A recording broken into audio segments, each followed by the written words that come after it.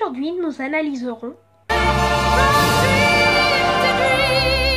Non, sérieusement, il faudrait peut-être que j'arrête de la faire celle-là. Aujourd'hui, nous allons analyser le clip de campagne d'Emmanuel Macron. Je vous souhaite à tous une bonne vidéo. Mais avant de commencer cette vidéo, je vous rappelle qu'il vous reste plus que quelques heures pour aller voter. Et que si vous n'avez pas voté, mettez sur pause cette vidéo et allez tout de suite voter. Je vous rappelle que les bureaux de vote ferment ici à 19 h, c'est-à-dire à la campagne, et ici à 20 h, c'est-à-dire en ville. Je vous souhaite à tous maintenant sérieusement une bonne vidéo. Et surtout, n'oubliez pas, allez voter. Et incitez vos voisins, vos amis, votre famille, tout le monde à aller voter.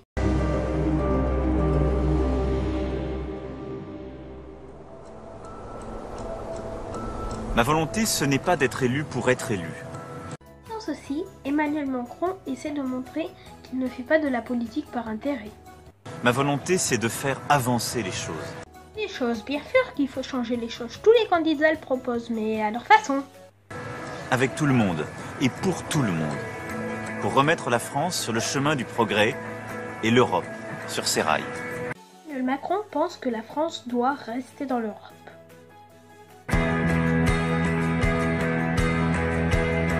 Chers compatriotes, je veux vous parler aujourd'hui de travail. Car mettre la France en marche, c'est remettre le travail en marche. Il faut donc libérer l'activité des petites entreprises partout sur le territoire. Macron veut privilégier les petites et moyennes entreprises, appelées PME. Il faut aussi former plus et mieux ceux qui sont au chômage depuis longtemps. Remettre le travail en marche, c'est aussi faire en sorte que le travail ne soit pas un fardeau. Emmanuel Macron dit pouvoir améliorer les conditions de travail des salariés. Pour redonner à chacun la liberté d'avoir une activité qui lui correspond, je propose que le droit aux allocations chômage soit ouvert à tous. Indépendants comme salariés, agriculteurs comme commerçants, et même une fois tous les 5 ans aux salariés qui démissionnent. Emmanuel Macron, pour créer plus d'emplois, veut que l'allocation chômage puisse être reversée à toutes les catégories. Mais il y aura une contrepartie forte. On ne pourra plus refuser plus de 2 offres d'emploi décentes. Si Emmanuel Macron est élu, les gens au chômage n'auront plus le droit de refuser plus de 2 offres d'emploi décentes.